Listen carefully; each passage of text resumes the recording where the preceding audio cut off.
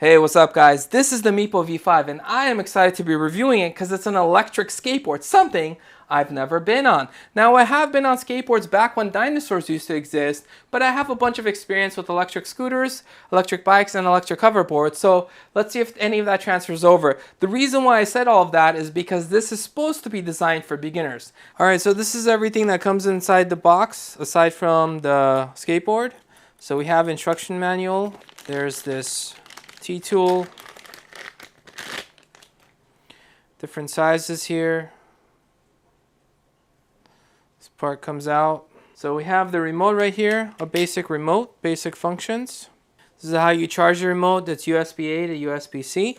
And here we have the power adapter. It is 100 to 240 volts at 42 volts and 1.5 amps. So if you multiply those, that's the wattage that you would get, which I believe is 63 watts. So yeah, it does go up to 28 miles an hour, which seems crazy fast at this point in time. But we'll start off slowly and go from there. And I'm going to make sure I have my safety gear on when I'm riding this thing. Now, we have 90mm wheels. We have two 500-watt motors, 1,000 watts combined. I believe that is peak power. And we have our electronics right here. So this is where you would turn it on. And we have the battery right here in the front. And it is a 144 watt hour battery. Again, we have 90mm tires in the front as well. So we have basically rear and front guards to protect the skateboard in case, you know, there are some boo-boos, which might or might not happen. Hopefully they don't happen, but it is there. But overall, I would say it looks really nice. I love the fact that there's a handle, making it super portable, and it is decently heavy, not super heavy, but there is some weight to it. But I love the fact that we got some beefy tires on this thing, and the trunks do move up to 45 degrees in case you guys are wondering, both in the front and the back. Alright, so for the controls, you hold this for 2 or 3 seconds, it turns on. You hold the power button here on the skateboard, turns on, connects. This is your battery indicator, and then this is how you change modes. So currently it's on Pro, but you tap it and it'll switch between low, medium, high, and Pro. Now high and Pro have the same top speed, but Pro just has faster acceleration. And then this is to go front, and then this is your brake essentially. So this is the lowest mode. And if we go to medium, and again, this is your brake if you apply that. And then this is the high mode, and that's your brakes. And this is your Pro mode. So I filmed the very first time I got on the skateboard. Again, I haven't been on a skateboard in a very, very long time, and this is my first time on an electric skateboard. So my balance is definitely iffy here. I'm still kind of trying to get the hang of it. I later learned that if you hold the brakes while you stand on it, it is much easier to stand on.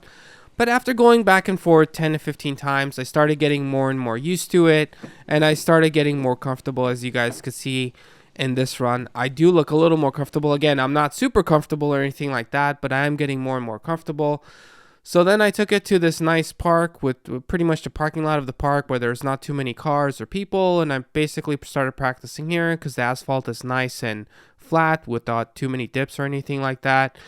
And once I got the hang of it more and more, after opening up with it for like 2, 3, 4 weeks, after practicing maybe once a week, at most twice a week for no more than an hour, I started getting the hang of it. Then I found this other spot where there's like a pretty nice straightaway and there's essentially no cars or people, so very good place to practice. The asphalt is not the smoothest, but it's smooth enough where I felt comfortable enough practicing here. So currently that's the speed in miles an hour, so I'm going 10 miles an hour, 11, and I get to 12 miles an hour maximum while holding the phone. Without holding the phone, I probably went a little bit faster, but still officially with the phone I did get to 12 miles an hour, which was pretty good in my opinion for someone barely getting the hang of this thing. And then the turning, so this is an example of my turning. I do turn a little bit slow, especially the 180s and stuff, so you obviously kind of lean your body one way or another, and then the skateboard turns for you. But as I got more and more used to it, especially with the easier turns on the sidewalks, it started kind of becoming fairly easy to kind of just stay on the road. Again, as long as I'm not going too fast, it's still fairly easy to do the turns. And then again, I am getting more and more comfortable with it. The sidewalks are now getting much easier. I'm getting used to the tinier bumps and stuff like that. And one other thing that was kind of difficult for me was the ramps, where I don't know if you want to call it a ramp, but it's pretty much where the sidewalk touches the street. Like those mini ramps, that took a little bit of getting used to as well. So now in the camera it looks so simple, but it took some getting used to kind of actually go down and go up without getting off the skateboard. But again, practice makes perfect, and I'm actually still practicing on the skateboard. I am getting better and better, and the skateboard can go way faster than what I'm going. I just didn't feel comfortable going faster than 12, or a little bit faster than that, I guess, without checking the speed. And then we get to the brakes. So this is an example of me holding the brakes. It's a very linear feel. In fact, the controller itself is actually very nice because it's very smooth. So next, let's get to the falls, because you must be wondering, hey, did you fall off the skateboard?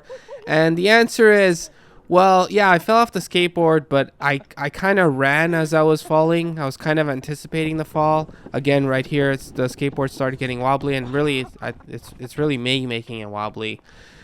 This was the other one where I was going, and there was like a little piece of that, like a tree, super small tree branch left, and it kind of got stuck under the wheel. Right now I'm kicking it with my foot. And yeah, that kind of, you saw that little jitter, but I pretty much kind of just jumped off the skateboard, and luckily I didn't fall. I just kind of got off the skateboard and started running and stuff. But all in all, I mean, the skateboard, I would say, is definitely very beginner friendly for someone like me that is not used to this. I mean, I do have some experience on some other stuff, but the skateboard for me was a little bit harder to learn than the scooter, because the scooter you can also use your hands. But I really like the skateboard because of its portability. It is uber portable, easily fits inside my trunk. If I needed to take it up the stairs, it's definitely on the lighter side.